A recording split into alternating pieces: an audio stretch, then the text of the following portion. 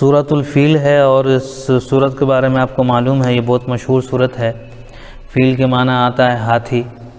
ایک ابرہہ نام کا گورنر تھا جو اس مقصد کے تحت مکہ آیا تھا کہ جو کعبہ ہے اس کعبہ کو ڈھا دیں گے، اور اس کا مقصد تھا جو اپنے یہاں ایک گرجا گھر بنایا تھا لوگ اس کا طواف کریں آ کر کے، تو کعبہ کو ڈھا دیں گے تو لوگ کعبہ کے پاس جائیں گے نہیں، سب ہمارے پاس آئیں گے۔ اس مقصد کے تحت اس نے جو ہے بہت بڑا ہاتھی کا لشکر لے کر کے آیا، لیکن چونکہ اس وقت کعبہ کے ذمہ دار عبد المطلب تھے، ان کو جب معلوم ہوا تو کہا کہ بھئی یہ کعبہ جس کا ہے وہ اپنی حفاظت کرے گا، اور یہ واقعہ تقریباً آپ صلی اللہ علیہ وسلم کی پیدائش سے 55 یا 56 دن پہلے کا واقعہ ہے۔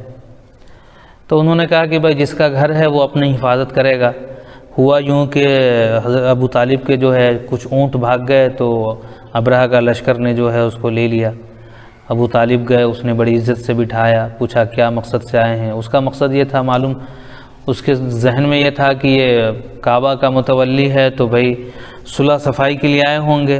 انہوں نے کہا کہ بھئی کعبہ جس کا ہے وہ اپنی حفاظت کرے گا، لیکن تمہارے لوگوں نے ہمارے اونٹ کو لے لیا ہے، اس لیے میں اپنا اونٹ لینے آیا ہوں، تم میرا اونٹ واپس کر دو۔ خیر اس نے بہت نیچی نگاہ سے دیکھا کہ ہم نے تو کچھ اور سوچا تھا اور اب کچھ اور کے لیے آیا۔ بہرحال پھر وہ لوگ لشکر لے کر کے بڑھے کعبہ کو ڈھانے کے لیے، تو اللہ تعالیٰ نے چھوٹے چھوٹے پرندوں کے ذریعے اپنے کعبہ کی حفاظت فرمائی۔ وہ اپنے چونچوں میں چھوٹے چھوٹے کنکریاں لے کر کے اس ابرہہ کے لشکر پہ گرایا، اور ان پر ایسا اثر کرتا تھا جیسے بندوق کی گولیاں ہوں، اور یہ لوگ ایسے مر گئے جیسے کہ کھایا ہوا بھوسا جو ہوتا ہے۔ اعوذ باللہ من الشیطان الرجیم، بسم اللہ الرحمن الرحیم۔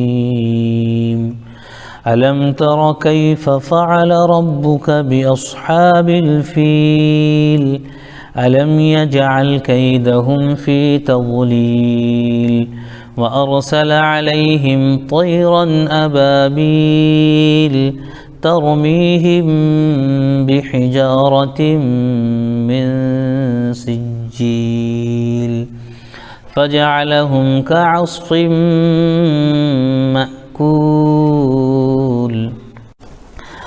اب اس کا ہم مختصر سا ترجمہ کریں گے، تو اس کا ترجمہ کچھ اس طرح ہے، الم تر کیف، کیا آپ نے نہیں دیکھا، فعل ربک، آپ کے رب نے کیا کیا، باصحاب الفیل، ہاتھی والوں کے ساتھ۔ تو کیا آپ نے نہیں دیکھا کہ آپ کے رب نے ہاتھی والوں کے ساتھ کیسا برتاؤ کیا۔ الم یجعل کیدہم فی تضلیل، کیا اللہ نے ان کی تدبیر کو مٹی میں ملا کر ان کے داؤ کو ناکام نہیں بنا دیا، جو ان کا مقصد تھا، یعنی وہ جو آئے تھے حملہ کرنے کے لیے، تو وہی کہہ رہا ہے الم یجعل کیدہم فی تضلیل، کیا اللہ نے ان کی تدبیر کو مٹی میں ملا کر ان کے داؤ کو ناکام نہیں بنا دیا۔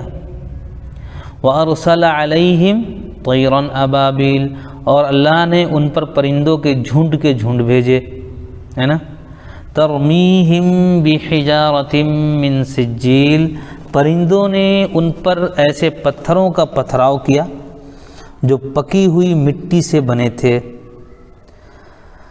فجعلہم کعصف مأکول، پھر انہیں کھائے ہوئے بھوسے کی طرح پامال کر ڈالا۔ پامال کر ڈالا مطلب برباد کر ڈالا۔ تو انشاءاللہ تعالی اس کا ترجمہ سمجھ میں آ گیا ہوگا۔